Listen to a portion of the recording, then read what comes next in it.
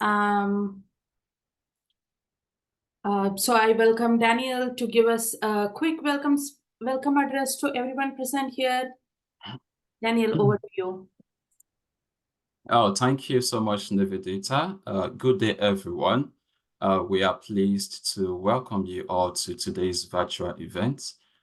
We are gathered here to gain insights into post-graduation career pathways in engineering education, a vital subject to our professional growth and development. First and foremost, I would like to extend our heartfelt gratitude to our esteemed panelists for this event, Dr. K.D. Nelson, Dr. Rocio Chavela-Guerra, and Dr. Meagan Pollock. Apologies if I pronounce wrongly. Your commitment to our division's goals and invaluable community contributions are deeply appreciated. We also want to acknowledge the exceptional efforts of our division's executive team, whose dedication and hard work have been instrumental to the success of previous events, this current event, and our ongoing journey as a division. Your efforts are truly the backbone of the division's success. A special warm welcome back to our division's community members who have been with us in previous events and have joined us again today. Your continuous engagement and participation are what make our community vibrant and dynamic. I am excited to announce that our next event in February, please join our social media platforms if you have not. This event will continue our exploration into post-graduation career pathways in engineering education. And this upcoming session will feature a diverse representation of panelists, including those who were once international students. Additionally, I would like to remind everyone about the importance of holding membership in the ASEE Student Division. For more information, please refer to the ASEE website, which our moderators will also drop in the chat box. The link will be shared for your convenience. Finally, I encourage members who have not started a student chapter at their institutions to please consider doing so. If you need assistance or guidance in this endeavor, please feel free to contact us. Thank you all once again for joining us today. I want you to know that your presence and participation make our division stronger and more enriched. Let us look forward to a stimulating and insightful section today. I thereby open today's section. Thank you. Thank you, Daniel, for that awesome welcome speech. Before moving on to the panel itself, the introduction of panelists, I would just like quickly wanted to let you all know that currently you are unmuted and your videos are not on. And we have the chat box open. Once we have the set of questions and a chance for the panelists to answer all our questions, we will start opening we will start giving permissions for you all to talk up and have a conversation in the last 20 to 30 minutes with the panelists if you'd like. And the question and answer or chat box is always open. So feel free to type in your questions and I will keep moderating them and filtering them out and sending it to Yashin to pass it on to our panelists today. With that, I'm sorry I did not introduce myself. I'm Nivedita. You can all call me Nivi. I'm a co-program chair on ASEE Student Division Executive Board and also a graduate student in Engineering and Computing Education at Florida International University. For my dissertation, I'm looking at caste inequities that exist within engineering education in the context of US. And I'm your girl to talk about feminism, caste equity, and almost any DEI initiatives. That is my sign. It says fuck patriarchy, and that is where I stand. If anything, always reach out to me, and I'm so happy to be here and moderating this session with you all. With that, I'm going to introduce our panelists. First, I have Dr. Rocio Chavela-Guerra. I'm going to spotlight them for a little bit and going to talk about them. So Dr. Rocio Chavela-Guerra is a distinguished professional with a rich background in engineering. Holding a degree in engineering education from Purdue University, Dr. Chavela-Guerra has honed her expertise in shaping the educational landscape for aspiring engineers. Currently serving as a visiting professor at the Department of Experiential Engineering Education at Rowan University, she brings a lot of academic experience to our panel. Dr. Chavela-Guerra is a passionate advocate for diversity, equity, and inclusion in the field of engineering education. Her commitment to fostering inclusive environment is exemplified by her nearly decade-long role as a liaison to the Commission on DEI with our ASEE, American Society of Engineering Education. This significant contribution showcases her dedication to driving positive change within the engineering community. Dr. Chavela-Guerra's multifaceted background, from her academic accomplishments to her pivotal role in DA advocacy, positions her as a key thought leader in our panel discussion. Her insights into navigating diverse career trajectories are informed not only by her academic prowess but also by her unwavering commitment to creating an inclusive and equitable future for engineers. We are privileged to have Dr. Chavela-Guerra as a valuable contributor to our dialogue on shaping successful engineering careers. Welcome, Dr. Chavela-Guerra. Thank you very much. I need to record that because that's the best bio I've ever had. I'm glad I didn't send you mine because that's better what I could have said. Thank you so much. I'm glad. Thank you so much. Our next panelist is Dr. Katie Nelson, an eminent figure in the field of engineering education, bringing over a decade of rich and diverse experience to our discussion. Dr. Nelson's professional journey has been marked by a series of significant roles, showcasing her versatility and expertise. Currently serving as a senior business manager at Capital One, she plays a pivotal role in shaping strategic initiatives within the organization. Dr. Nelson's career trajectory has been dynamic, with her early experiences encompassing various roles that laid the foundation for her current position. Following her academic pursuits, Dr. Nelson holds a PhD in engineering education from Arizona State University. Her transition from academia to industry speaks to the breadth of her knowledge and applicability of her insights. Dr. Nelson's journey involved navigating through different career roles, which uniquely positions her to bridge the gap between academia and industry. Dr. Nelson's presence on our panel adds a valuable dimension to our discussion, as she brings not only a wealth of experience, but also a unique perspective that stems from successfully navigating the intersection of academia and industry within the realm of engineering education. We look forward to gaining insights from Dr. Nelson's on the diverse pathways available to the graduates in the field. Welcome, Dr. Nelson. Thank you all for having me. Excited to talk about everything today. Yes, we are too. And finally, Dr. Meagan Pollock. I mean, there is not enough words to talk about Dr. Pollock too, but I have some written. Dr. Meagan Pollock is a trailblazer who envisions a world where personal and social circumstances are not obstacles to achieving one's full potential.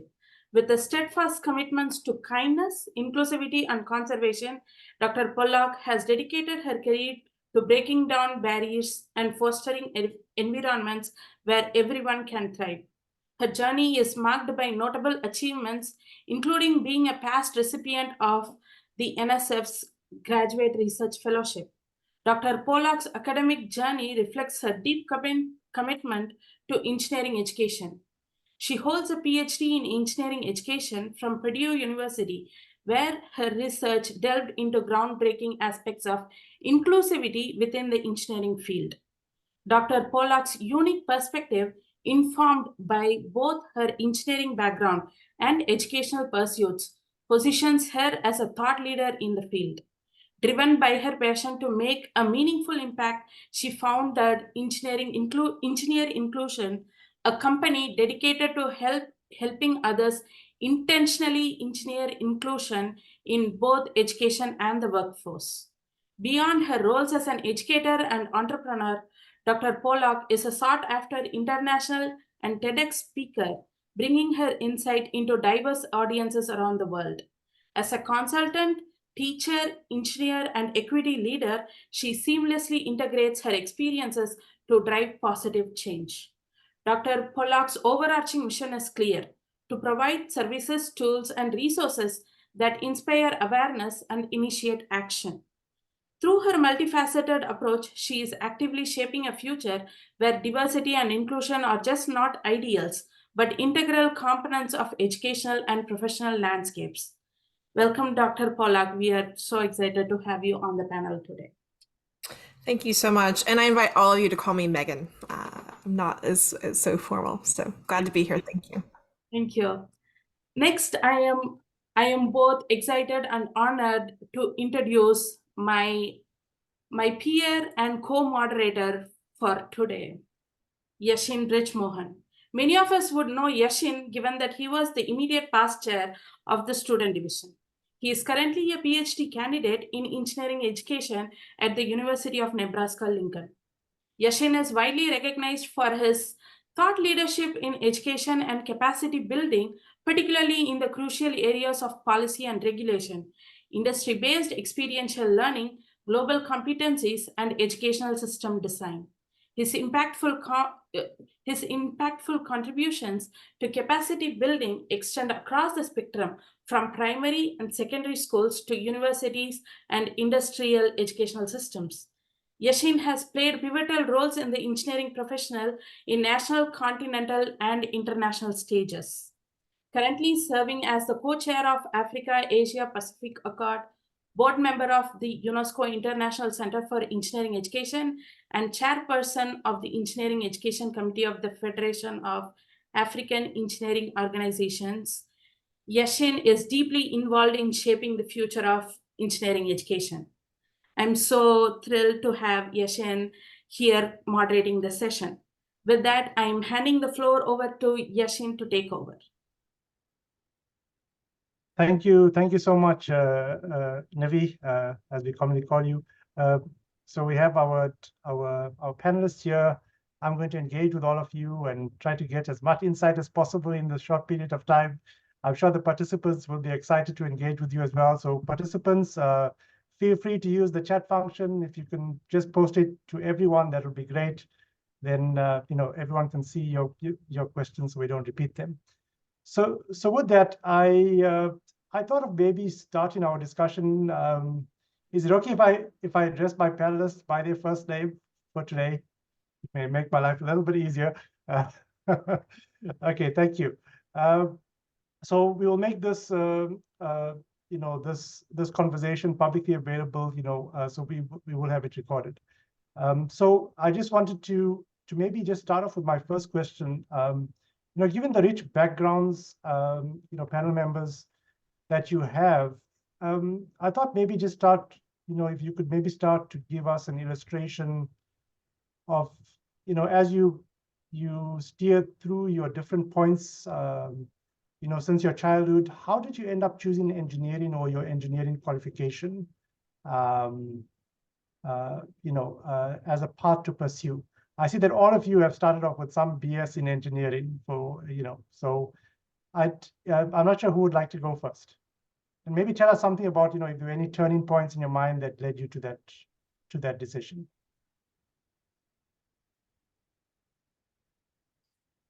Okay. If nobody wants to go first, I will start. I'll start from the left-hand side of my screen, which is Rocio, if you could go. Okay. You said all the way from childhood. That's a many decades long story. I'm going to try to make it short. But I was always the kid who wanted to know how things work. Like I have stories of my mom telling me that I disassemble my toys to understand what my dolls will speak. So I always had this curiosity and I always asked questions, right? Eventually, in middle school, I had a fantastic chemistry teacher that I just admired. And so the idea of studying something related to chemistry came to mind. I was lucky enough to meet a student that had just enrolled in chemical engineering. I grew up in a very, very small village, and he was visiting my village, and he sent all the information he had gathered of the schools in Mexico that offered chemical engineering. So I had because this was kind of before Google was super popular, right? So he emailed me physically all the brochures of all the schools. I didn't have the means to visit the schools, and I was fascinated. The thing that really made me choose engineering is that I read that engineers make $60,000. I am from Mexico, and $60,000 was a lot of money back in the day for the starting salary. And so I told my mother, I'm going to become an engineer and I'm going to make $60,000 per year. And that was the reason. There is no nobility. Like, I just really wanted to make money. I didn't grow up poor, but my parents did. So social mobility definitely was at the top of my mind. I wanted to become an oil rig engineer. By the time I finished my bachelor's, I decided that was not my career pathway. I wanted to develop software for chemical engineering companies, but I was rejected from the master's program in computer science. Then I chose to do my master's in chemical engineering, and I needed a job at the same time because to pay for my tuition. So I took a job teaching. I was an instructor before getting a PhD, and just discovered that actually that was my true calling. So I became an educator by chance, and I was very lucky and fortunate to find that was what I wanted to do. I spent 5 years teaching. A colleague of mine realized I was really, really passionate about it, and he recommended that I look at Purdue because there was this new field of engineering education, and I happened to be the third cohort that graduated from engineering education. So that's kind of in a nutshell how I landed in my career. Okay. So in terms of the engineering education qualification, was that transition mainly because of advice from your peer and your teaching, or was there anything else that led you to choose that path? Or Yes, in process of elimination, I definitely did not want to. I wanted to be a professor, right? To have the title because I was an instructor, so I needed to get a PhD to be a professor. And I did not want to do a PhD in chemical engineering. That I knew. So when this other field of engineering education came, I was fascinated. I visited Purdue for a summer. They offered me a summer assistantship before I actually enrolled, and I just became fascinated with the type of things people were studying. So it was kind of both. I had the opportunity to dip my toes into the water, as well as there is no way I'm going to spend 6 to 8 years doing a PhD in chemical engineering. okay, perfect. Okay, thank you so much for that. Katie, maybe over to you. If you can maybe take us through that trajectory as well, that would be great. Yeah, so I grew up in a very rural part of upstate New York, and it's predominantly known for apples. And my mother was an educator, and most of the people in my extended family were educators.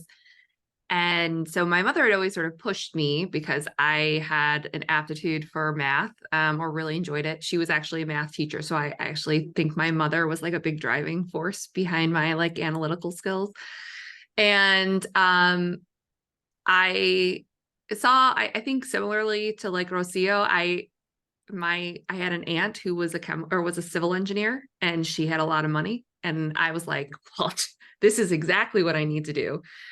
So I went into my undergrad, actually originally started as a pre-med, and then switched to engineering because I was at an engineering school. And so it just made more sense. And I think I just felt like it was a great challenge. I enjoyed the coursework. I was doing, I was in environmental engineering, but it was very chemical engineering-esque. And I loved solving these really complicated chemical engineering problems.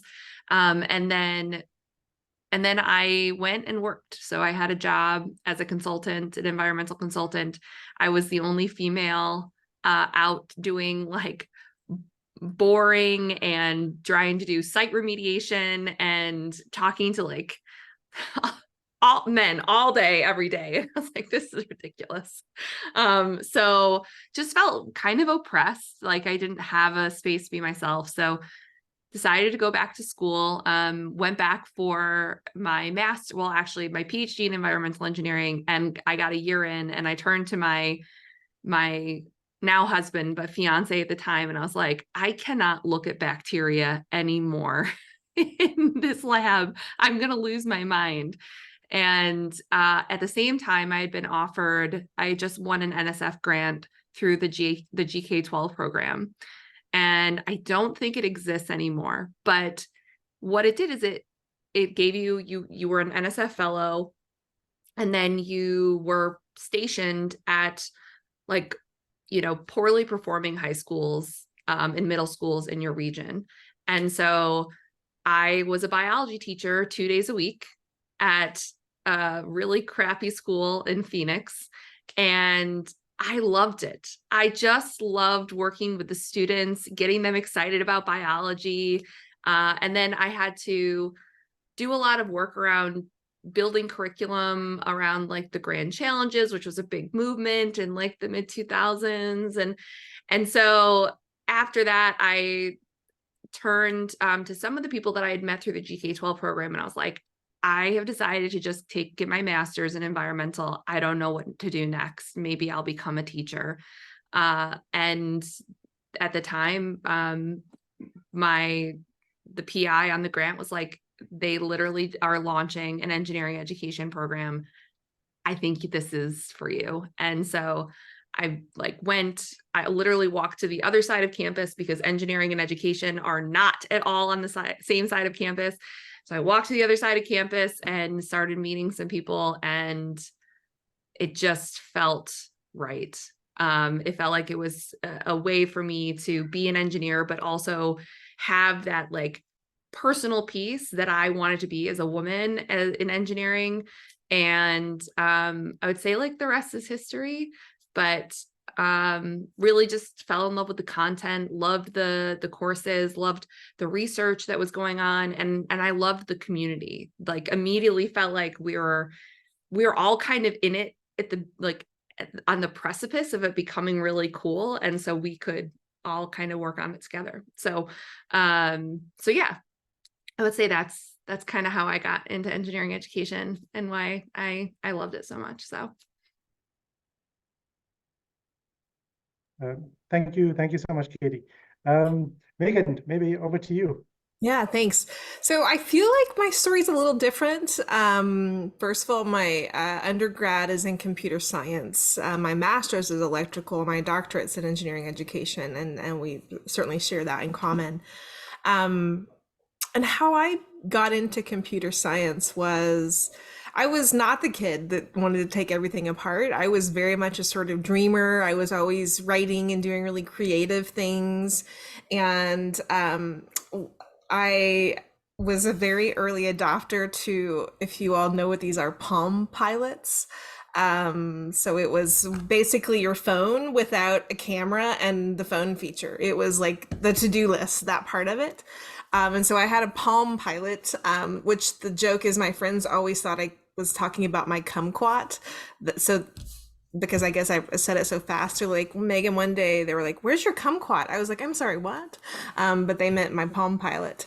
And so I just dreamed as a kid, like I want to create a device that integrates all of these things together. And so certainly I wasn't the one that created the iPhone, but I was thinking about those things and dreaming about those things. But my story growing up in Southeast Texas is that I didn't have any role models of people that I admired that went into STEM. It does so happen that I actually have an aunt who has a PhD in engineering, electrical engineering, and worked for Sandia National Labs, but she wasn't exactly a role model. She was actually kind of an anti-role model because my family really kind of made fun of her. And I thought, well, I don't want to be like that. I don't want to be, they called her crazy Aunt Guylaine. I didn't want to be crazy old maid cat lady Aunt Guylaine. And so she wasn't a role model for me. But I really loved programming. I had started programming when I was in 8th grade, and it was so fun for me. But when it came time to pick a career path, I picked everything but. I was going to be a teacher. I finally decided on interior design. I really wanted to be an architect, but I didn't know any architects and thought, well, women are interior designers, right? And then it wasn't until the week that I was graduating high school that my chemistry teacher was chatting with my biology teacher in the hallway, and she's like, Meagan, I have an opportunity for you. My cousin's a professor at Texas Women's University, and they've got this great program with Texas Instruments where you can go and get a bachelor's in math or computer science. You work for TI and these internships, you get a free, all expense paid master's in electrical engineering, and you get a job in the end. I immediately stormed out because I said, I am not going to a women's university. But then I got halfway down the hall, and then I turned around, I was like, did you say it was free? And so I applied to that program. Actually, before they even had an application, I made up an application and sent it to them. And they gave me the scholarship. So it was the first one to receive it. And so Texas Instruments paid for my undergrad, they paid for my master's. And then I had 3 co-ops with them throughout those 2 degrees. And then I worked for them full-time as an electrical engineer, working on MEMS technology in the Dallas area. And then I got hit in the big reduction in force. 42% of my business group got laid off or forced to retire back in the early 2009. Probably many of you are too young to even know what that was, but if you were my age, you know that it was a really brutal time to be graduating and back on the workforce. And I got hit. I had only been an engineer. I was a baby engineer. I'd only been there a year and a few months. And I thought, I really wanted to change the culture of engineering. I had experienced some pretty gnarly things. I was bullied over a patent. I had disclosed a patent and was doing research for my thesis work, expanding on that.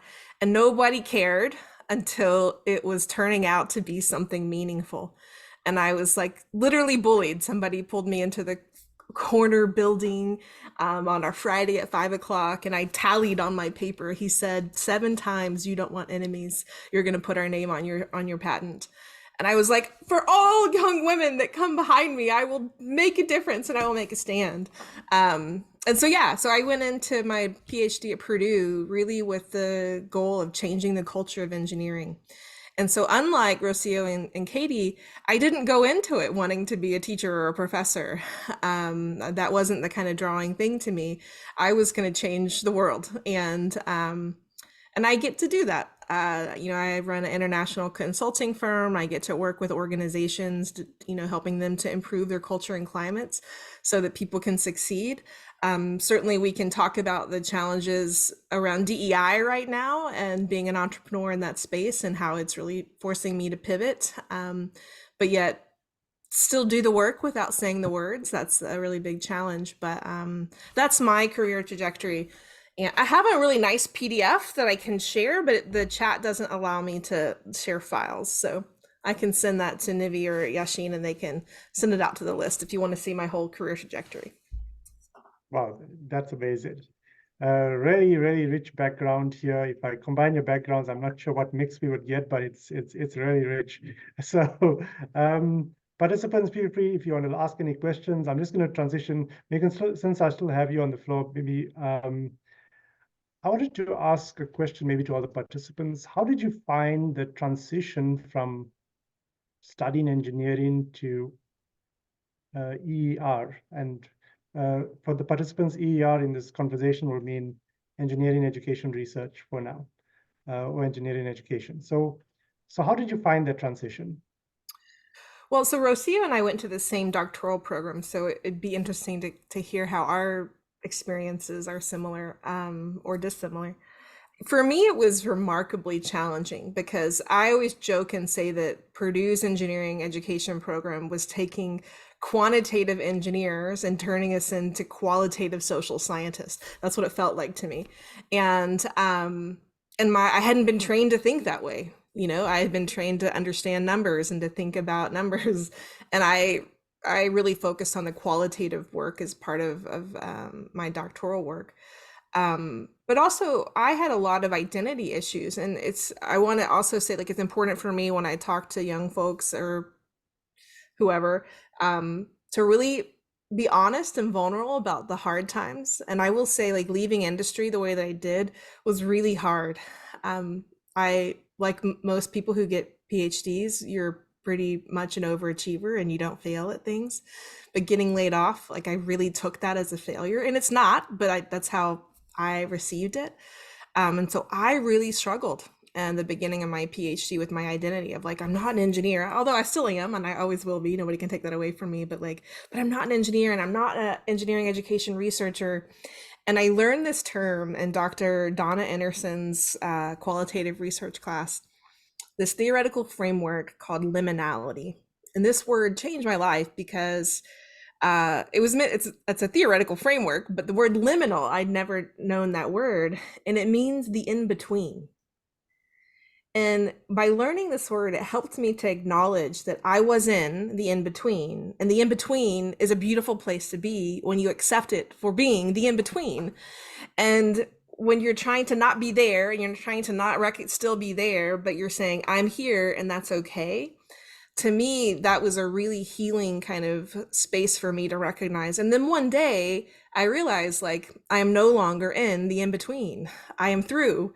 And I had that sort of awakening moment. And so for anybody, if you're having that sort of transition, like, you're not alone, it's really hard, but acknowledging that this sort of space that you're in, like, it is beautiful and painful at the same time. And both of those things can be true and okay. Okay, thank you. So maybe just a quick follow-up. I'm seeing something that comes through to me here in my chat. How did you feel about, in brackets, embracing something new or potentially leaving an old profession like engineering? Or how do you identify yourself now? I identify as all the things. I'm an engineer, I'm an educator, I'm an entrepreneur. I think that part of good, like, mental health is recognizing that you don't have to be in the black and white thinking, like, you're not this or that, you can be all the things. So that would be my advice, and lots of therapy. So Okay, thank you so much for that. Rocio, over to you. How did you find your transition into EER? It's very interesting. I do remember Donna, the professor. Her classes were phenomenal. She's a phenomenal storyteller. I'm going to highlight an aspect that was different, but I share a lot of the things that Meagan said. But being an international student, so in addition to moving from quantitative to qualitative, from being an engineer and then now a social scientist, I had the nuance of the language, right? My native language is Spanish. And then now I'm moving to a field that doesn't think in numbers and charts, which is kind of, doesn't matter your language, you understand numbers and charts, to a heavily text-based discipline. So my first year, I just struggled with the language piece and the amount of reading we had to do in ancient English. So we had to take these readings of the classics of Piaget and Vygotsky with these words I've never heard before that were, like, very archaic. So I just remember it took me like 3 times as long to complete a reading just because of the language difference and the language barrier. So I think that added complexity to my transition. At the same time, I was probably 5 months in and my mom fell ill and she passed. And it was very challenging to be away from my family and then recognize that I needed a space to heal from that loss, as opposed to and take a break from my studies. I didn't take a break because of the recommendations from my family, but I fell into a very severe depression throughout my PhD. So I was dealing with a whole other set of nuances in my personal life. Fortunately, the Purdue community was phenomenal, right? So I was also in between spaces and really not knowing where I belong, because I was longing to be home with my family and supporting my family, but I felt this duty to continue my studies. I was getting all these skills at the same time. So the transition was very interesting. Eventually, I felt that I am more settled, that I am understanding.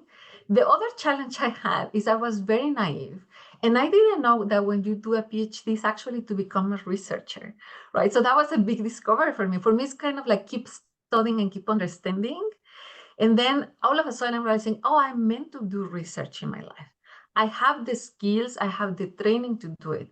But I personally don't identify as a researcher. I am capable of doing it, and I have conducted research, but I identify as an engineer, as a practitioner, as an aspiring advocate, as many other things. But research is not the strongest hat that I wear, even though it's part of my training, because it's just not part of my calling. I am more on the scholarship of impact, on the scholarship of application. I love to work with researchers that have the passion for doing those core discoveries, but I'm more on the other side, trying to kind of bring things to scale. Okay, thank you so much, Rocio. Katie, and how did you find your transition?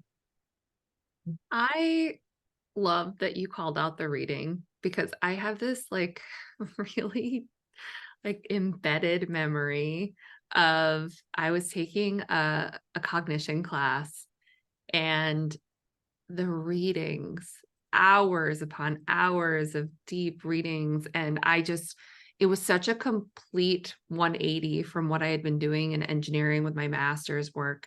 But what I realized in doing those readings and really getting familiar with research methods was that I didn't actually approach research the way that I should have during my master's.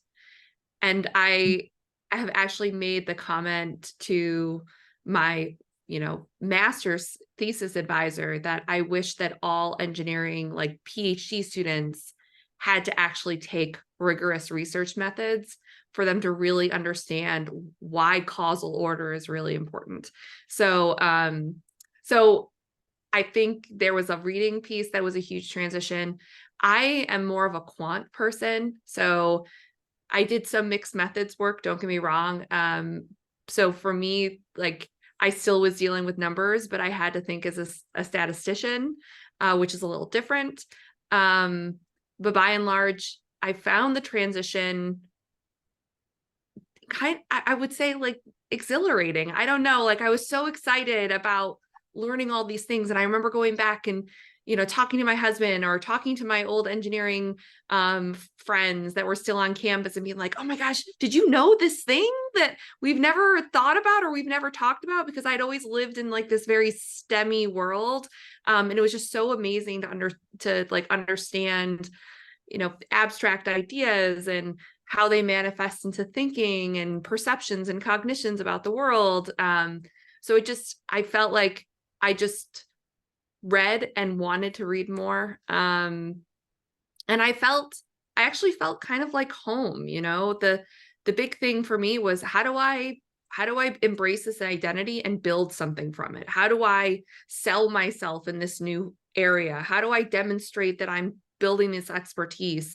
So for me, like, the content and material was so invigorating, but the scarier part was, how do I be this person successfully? So I had to spend a lot of time thinking about how do I write well, and how do I, engage and build up my network, and how do I collaborate with various people at different universities, and how do I get engaged in the community? So that to me was actually the harder transition, because I had to switch from a community around engineering that I really knew to like a community that's a lot different, in good ways, and I just didn't know how to engage with them. So that was my transition. Slow and steady. Thank you. I wanted to maybe ask that in your, during your PhD time when you were choosing your career, I'm not sure what prospects you had at that time, and how do you see those career prospects today for students that are taking, engineering education, who are undertaking this type of qualification? How do you see their potential career prospects? maybe Katie, we'll start off with you, and then and the others, Meagan and Rocio, you can chip in immediately after. So I graduated with my PhD in 2014, did some postdocing, did some work with Rocio, did some research scientist stuff. And then I actually did do some time at Rowan as well. It's a great place to be. And, got that tenure track offer. In my case was at Ohio State, had submitted a grant. It was about to get accepted, had all the checks had been boxed, everything was ready to go. And I left. And I left because my priorities changed. And don't get me wrong, I still love this space and it is a part of my identity, but I transitioned because I had 2 small children. And the thing that I couldn't continue to do was work as hard constantly around the clock the way that I had been. I was doing a lot of work in the evenings and the weekends. And so for me, it was trying to find better work-life balance and prioritize my family. And I was able to do that with industry, and I've been managing that really well. But the thing that I had from my experience, not just the hey, I had the offers and was doing the things, was making the path in academia work. It was that I had built up unbelievable problem-solving skills, that I had built up this way of looking at the world from a research lens that allowed me to dissect and structure things in a way that I could work in very ambiguous and white spaces. I had really deep analytical skills, really robust stats and analytics, even some basic machine learning skills that I had developed. And so when I transitioned into industry, it was a really easy sell because I was able to do that. And I think students that are going through these programs, any sort of PhD student is in a position to bring those problem-solving skills, to bring some level of analytical skills. It could be qualitative analysis, it could be quantitative analysis, it doesn't really matter. But you bring this practiced perspective of how to go after and solve problems that can be applied generally anywhere. I think the harder thing to do is how to talk about it in a way that can be meaningful in a resume, or to sell yourself when you're going out into the real world. But when you go there, you can do just as well. And maybe even better. I mean, my husband's an engineer. He does very similar things to me now, but I transitioned much better when he was doing real engineering. When he moved to more analytical, business-based roles, he didn't see the big picture the way that I could dissect a big picture. And I think a lot of that comes from being really, really, really, really specific in whatever your expertise is in engineering, and being able to blow it back and say, this is how this connects and why it's important, right? So anyway, I think the students, if they're continuing to do and go through the coursework and actually have to demonstrate that they have built up this expertise and can do this research, they can take those skills and apply them ubiquitously in any sort of industry that they want to go into. Okay, so Kelly, that's a very interesting point. I was just trying to maybe explore how whether that PhD environment or that environment you're in, did that give you a broader perspective or a different perspective of things as compared to the engineering? I mean, what did it do? Because I mean, it's a different experience and a different learning set. Did that broaden your expertise or give you a different mindset? I think the one thing, I don't know, Meagan may not agree with me. Maybe she will. I don't know. I actually think of PhD students as mini entrepreneurs. We are out there coming up with ideas, being innovative, and trying to figure out the way to sell our small business, right? Our research is our small business.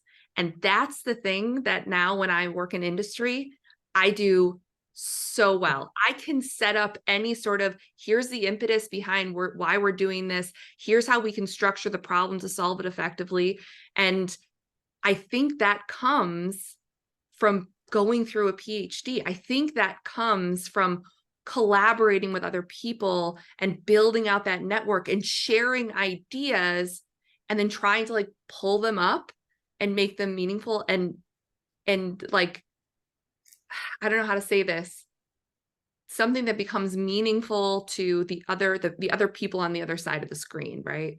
So I do think it's a unique experience that comes with PhDs. I do think the one thing that in engineering ed is that it is an interdisciplinary field.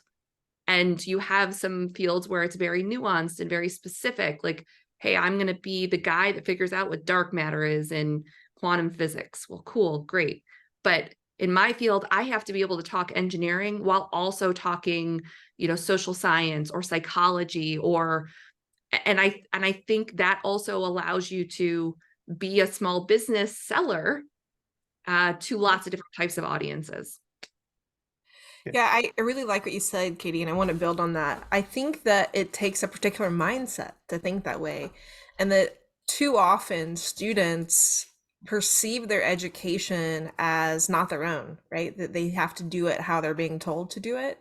And I'm betting that you were a creator of your education. That's how I was. I saw, this is my degree. I'm going to get out of it what I want. Now, I pissed off lots of people along the way because I wasn't doing it how they wanted me to do it. And now I'm like a poster child for all of them. And I'm like, I just want you to remember that you were very unhappy with me throughout all of the time where I was like not doing what you were. I wasn't doing the prescripted route. And I'm really sorry, my dog, it's 4:19 and she thinks it's time to play right now. So she's squeaking toys right next to me, trying to get me to throw toys. But this mindset, this is something I always advise students to do, is to have that entrepreneurial mindset. So I launched my business as a grad student because I had a connection with a company, a nonprofit organization, and I pitched a class project that I had. So for content assessment and pedagogy, which is one of the anchor classes for our Purdue program, we were supposed to create a syllabus, for example. And I didn't want to be a professor. So I said, here are your objectives. Here's what I want to do. I asked for permission to make sure that was okay. And then I took that as a proposal to my client and I said, will you pay me now to do this? So I got paid to do my class homework. And that book is one of what became an entire portfolio of books that is a multi-million-dollar business for one of my clients. They became my full-time employer, and then I left and I'm a consultant again. So like that mindset of like being able to take that, like you get to craft that, like you get to take that charge and decide what it is that you want to do and you want to create. So I think I derailed the original question, but I like what you said, Katie. I think also professors have the ability to essentially run their own small businesses if they think about it in that perspective, because they really are. You're running a team, you're running a budget, but you have to decide, are you in charge or is somebody else in charge of you?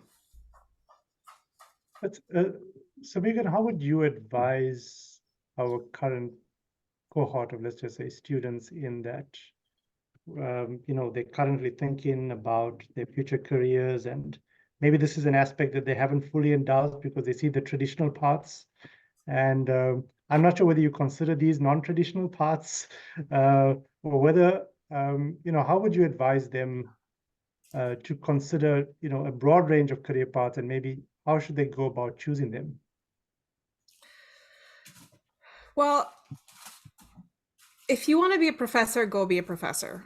However, I do think that as the number of engineering education programs expand, there are not enough programs that are going to hire engineering education PhDs to be professors. That's my perspective.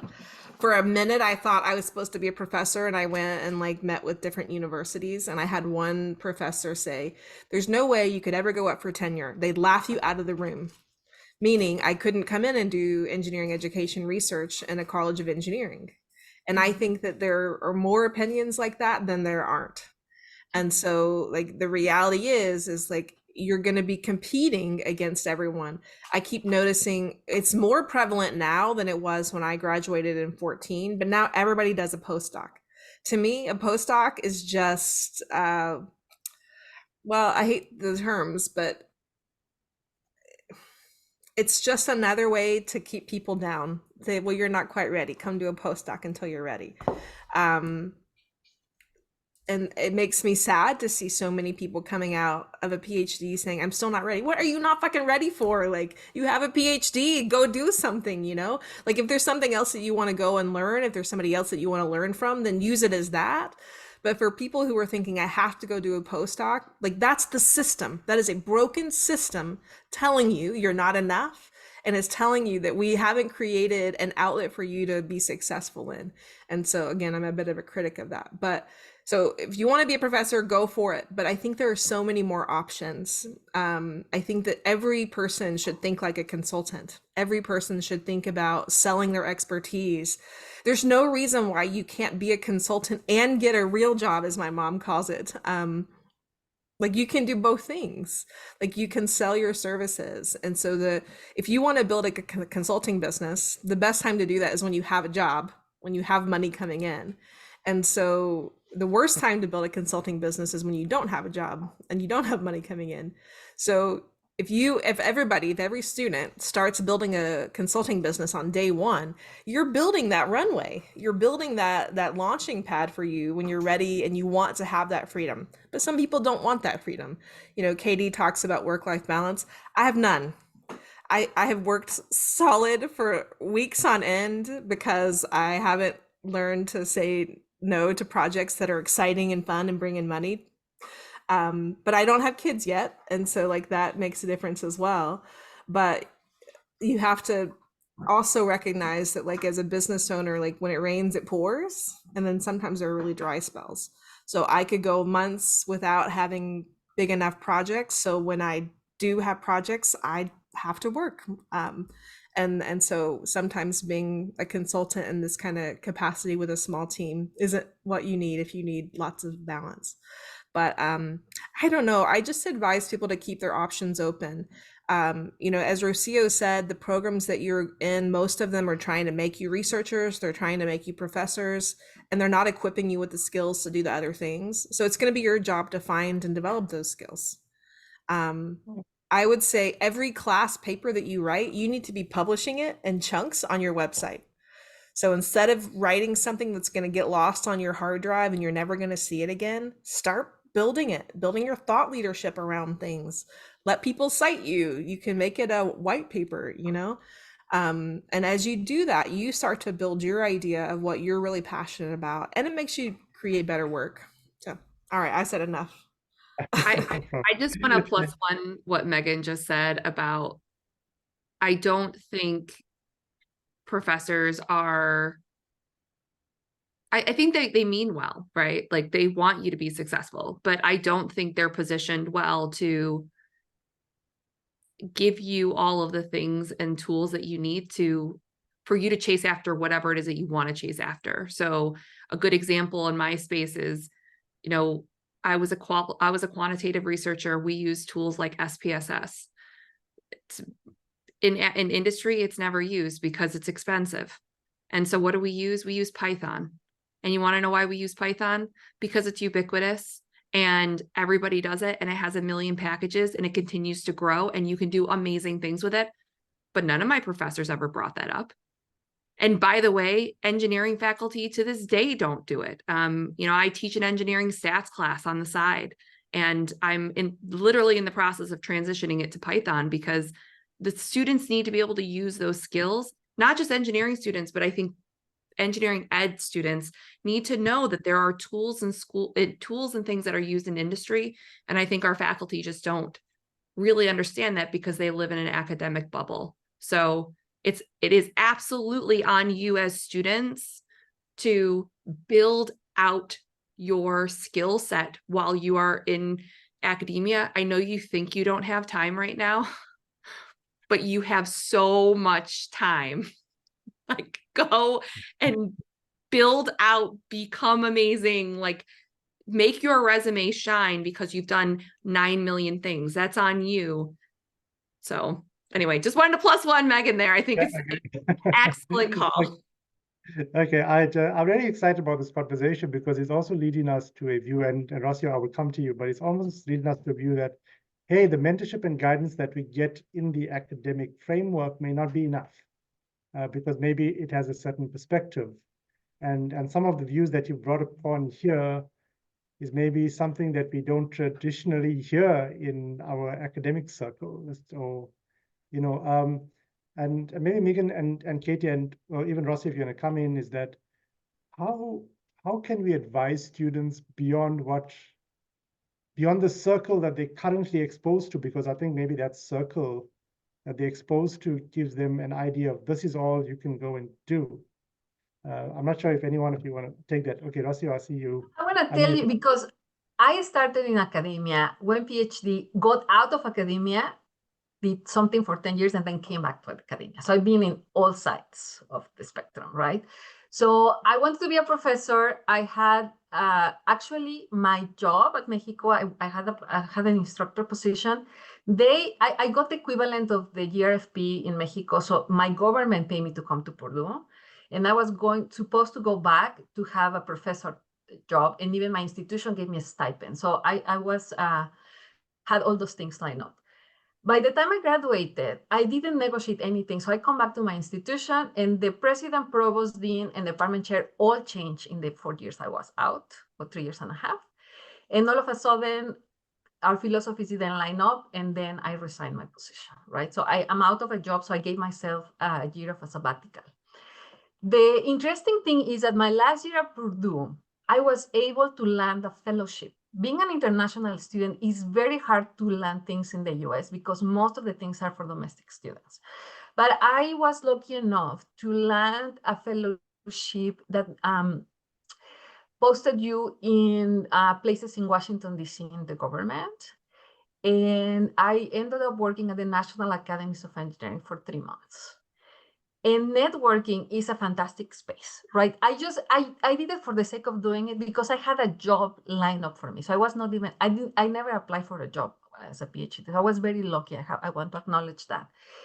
But I did that as part of enriching my experience. And what happened is that the mentor I had there, Meagan knows him, is Dr. Norman Fortenberry. And then I graduated, I went back to Mexico, and then I was jobless for a few months while I was deciding what I was going to do next because my secure job didn't work out. And all of a sudden, Dr. Fortenberry became the executive director of ASEE. And he liked my job that I worked for him for 3 months. And then he saw my advisor at the conference, and he asked what I was doing. And we connected in Canada at the ASEE conference. And all of a sudden, I was doing an internship at the ASEE, and then I had a job. Interestingly, what I want to say is a lot of the faculty members at Purdue actually made snarky comments that I got a job that was not an R1 tenure track position. Comments as like, Rocio, but you don't need a PhD to do what you're doing. And I was like, thank you for your feedback. I did not ask for it. So I was third generation, third cohort at Purdue, but there is this academic thing that is so important to have your lineage, right? Where your graduates go speak about who you are as a professor. And it's very hard to break that mold, right? I end up by chance with this job at the ASEE, with a position that never existed before. I got the fortune to found a department that didn't exist before, and I became an entrepreneur. I had to pay my own salary and my team's salary and grew up. And then Katie was one of the first people I worked with in my very first grant. And then I had the privilege to work with Meagan as well. So I had this fantastic opportunity, but I was looked down because I was not in a tenure track position. So I want to emphasize that I think the perception is changing a little bit more, but it is hard when the only thing you know is a linear pathway and you have never experienced something different. And that has years and years and decades, and I would say even centuries of history of professors train professors, and that's the one thing they know. So what I will encourage our current students is to seek those different opportunities. Maybe you still want to be a professor, and that's fine. You know, I came back to become a professor, but I had 10 years doing something else, right? And so having those other experiences and other perspectives might open your eyes to worlds that you didn't know you existed, that your advisor might not even imagine, or people in your committee might not. So that would be like an advice I will give. Try to do something different for a summer or a couple of summers, if you can. The idea of a co-op while you're doing a PhD, I think, would be a phenomenal kind of revolutionary change for us. Thank you so much. Meagan, I'm not sure whether you mentioned you want to respond to a prompt that says, I like how you said you have a PhD. Can you please elaborate more on the power of that degree? Sure. So one of our professors, she told me before I even started, like when I was just trying to interview them, and notice I said interview them because I was interviewing them. I wasn't 100% sure that a PhD is what I needed, although it's something I've wanted since I was in kindergarten. So I knew I was going to get it, but I was trying to decide the program. She said to me, a PhD is like a secret handshake. And it sort of gets you in the door, it gets you opportunities. It can also be a liability. I tried to go back to industry for a long time. One season I applied to over 100 jobs and did not get a single interview because I was told I was overqualified and I was going to be too expensive. So it can be a liability. I had coaches tell me I needed to take my PhD off my resume. And I thought, if I have to do that, I don't want the job. But the PhD, it's the power that you give it. I love this book called Tara Moore, Playing Big by Tara Moore. And it's written specifically for women, but I think it could be valuable for anyone. And I recommend this book so often. I leave it over my shoulder because I'm always referencing it.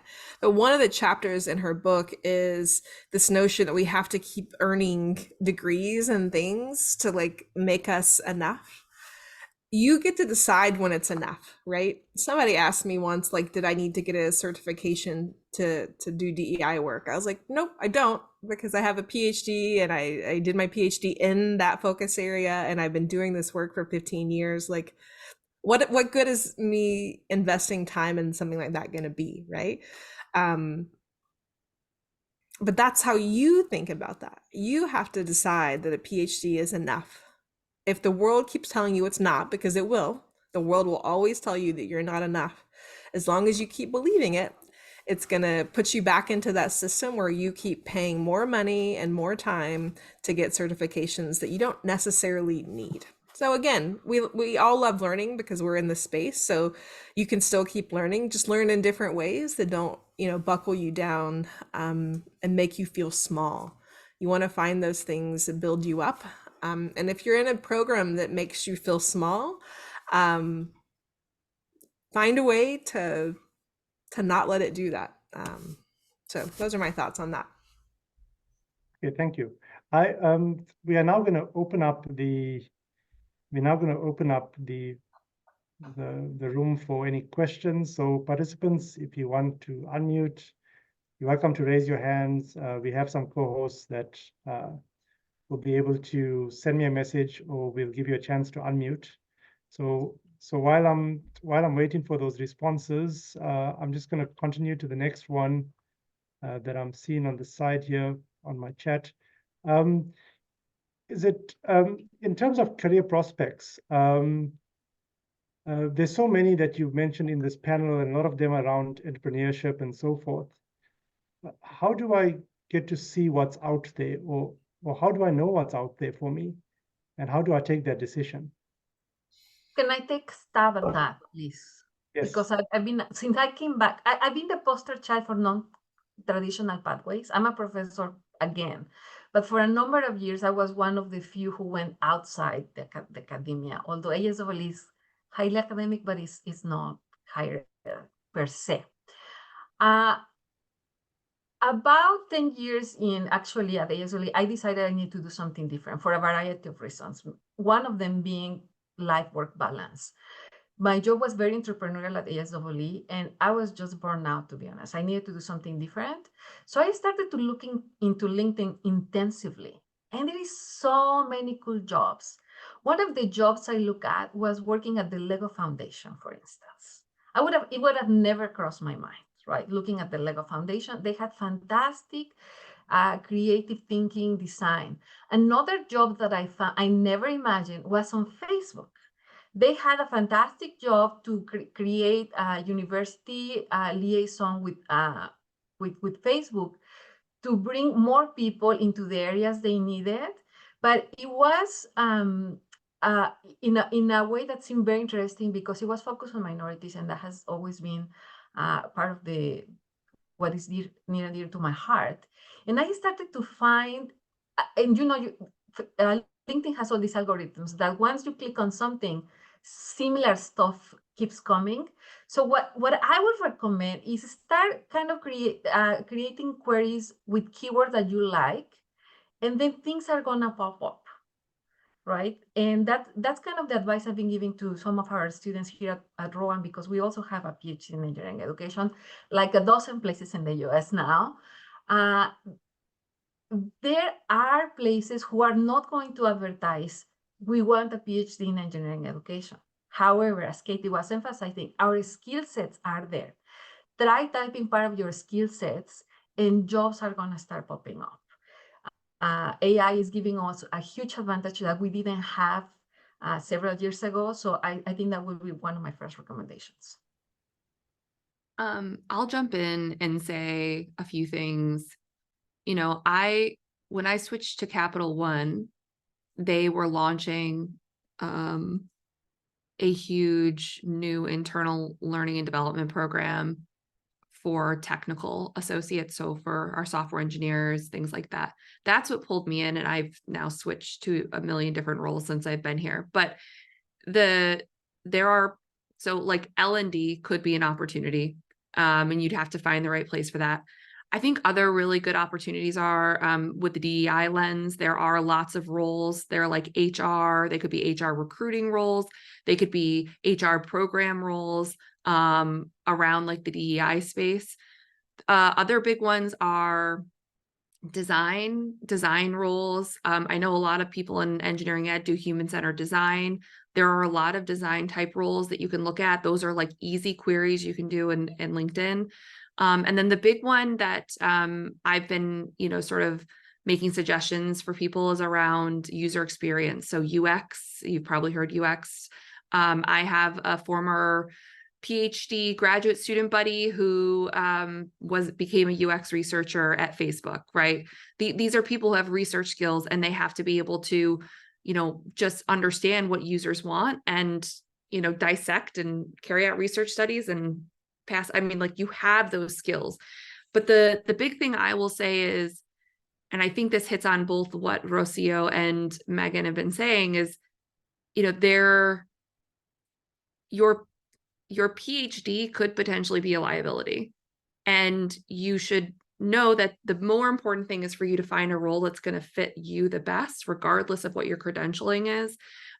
So there are roles at Capital One, and I promise I'm not like just talking about Capital One, but there are roles at large companies, large, Facebook, Google, or if you want to go like traditional engineering, Lockheed, Boeing, they have these like rotational programs that happen right after you're graduating.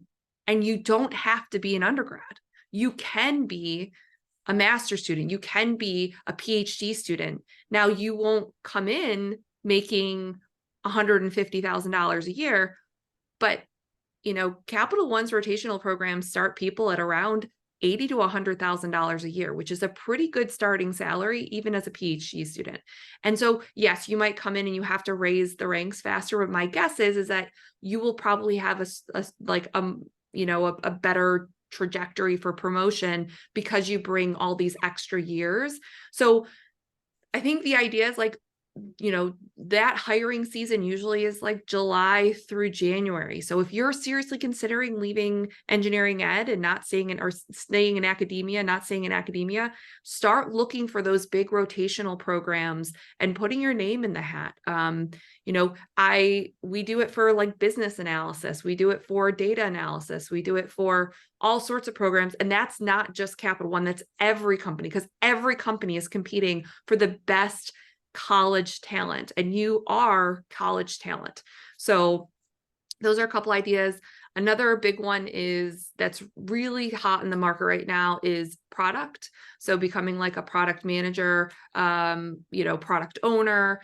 Those do require some maybe unique product skill sets, but you could pick up some certifications, or you could take a product class, or you could, you know, do some product lens to some of the research that you're doing. Like, just like figure out the niche you want to go into, build those skills, add it to your resume, make them pop in your resume, and don't submit a CV. So submit a resume, 1 to 2 pages. So. Okay, thank you so much for that. Nasakara, you have your hand up. If you are most welcome to unmute and share with us your questions, comments. All right. I want to thank you all for a very beautiful presentation. I have gained a lot. So I mean, this is something that has been of concern to me. I've been looking at the jobs out there, and I have interest in consulting. And one of the things I have seen is they place a lot of emphasis on, quantitative skills. And most of the research that have gotten to be involved in this field of engineering education research has mainly been qualitative. And it's like every time I'm faced with that situation, having to like prove to these people that, look, I do more of qualitative research, but that doesn't mean I don't have like quantitative background. It's not just something that I'm actively doing in my research. So like, when faced with such situations, what advices do you give to like just be able to like break through? Anyone? Go ahead. I will jump in really quickly and say, you are always selling yourself and every skill that you have. And so you, in your mind, your identity may swirl around qualitative, right? And that's totally fine. But sometimes you have to get your foot in the door. I'm not trying to say that you should let go of your identity. The opportunity is to try to get through the door and then bring your identity there, right? And so it may be that they say, I'm hearing a lot of qualitative, be like, let me tell you about my stats stuff. And you can you have the analytical skills, right? We all have that engineering background, right? So you can do the quant. You can do the quant all day, every day, and you could probably do it better than most people. So the thing is for you is just try to sell yourself, open the door. And then when you're there, you can say, and do you know how we could make this better? We can layer in some qualitative. So that's where I'm talking about, like, when we hire into these programs, we have this, everybody has to fit this mold, but the opportunity that you bring as a PhD student to get like a faster promotion trajectory is to bring in that other expertise and make yourself stand out. Thank you very much. I appreciate that. Thank you, Nasa. I'm not seeing any other questions. Feel free to raise your hand. I'm just going to move on to my. I do want to add to that, because throughout my career, I've been doing consulting on the side. I don't have a consulting business, but because of my experience. So something that I want to highlight that Meagan said, she started and she launched a business when she was a student. You don't have to launch a full business, but you can start doing consulting on the side. One of my very good friends actually has an evaluation consulting company, and he hires grad students on an hourly basis to help him with projects. So you can start getting your foot out of the door with part-time consulting, right? Every now and here and there. And that gets you the experience, the expertise, and the validation that you are seeking. You can get continued learning. So at some point in my life, I had 4 different jobs. It was too much. I'm also a second-generation business owner. That's why becoming a professor again was useful for me, because that gives me stable hours so I can keep with my family business, and then my other consulting that keeps all my interests in mind. But you can start doing that now. That would be my premise. Whether you launch a business or not, you just do it part-time, you can start. Thank you. Thank you. Thank you so much. I just have one last question on my end. The panelists, I see that you have spoken a lot about, potential, socio-cultural influences from either faculty, peers, the society, and so forth, and you've shown a way to break out of this. But can you give us some illustration of the influence they had in your career, and how did you manage to go beyond that and take your own decisions?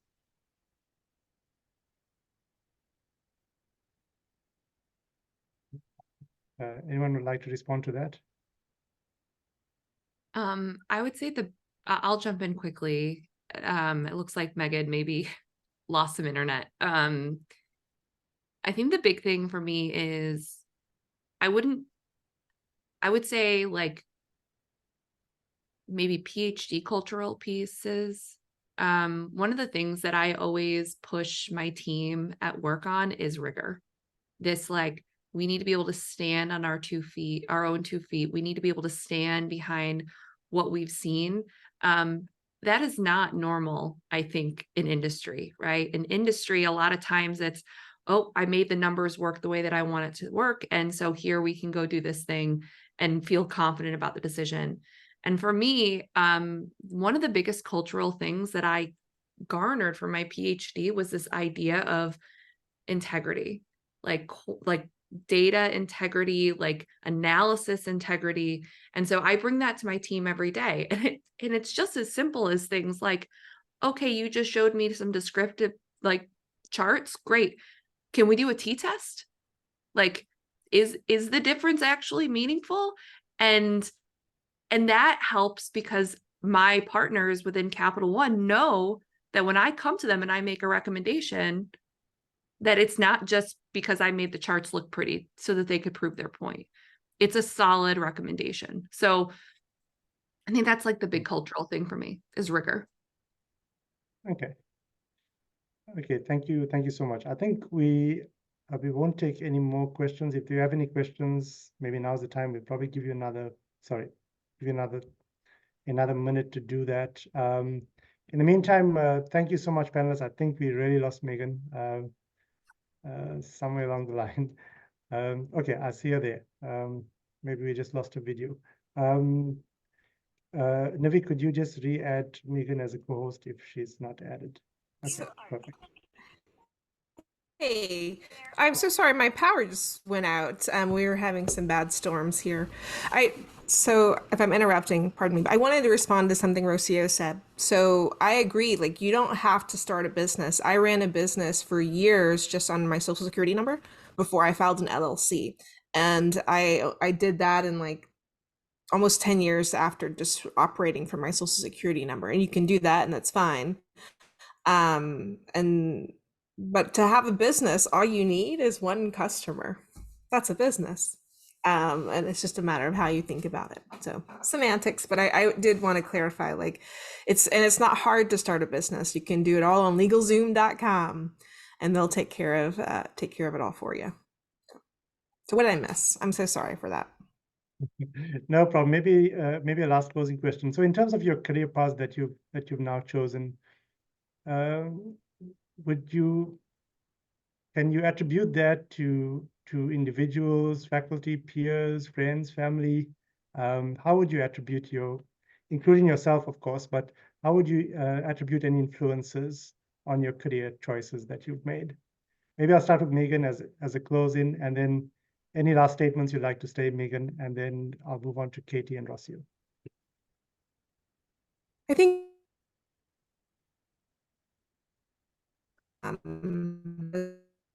You are breaking up. So we can find people that we want to look. Am I breaking up? Yes, you are. You may want to drop your video. Let me turn off my camera.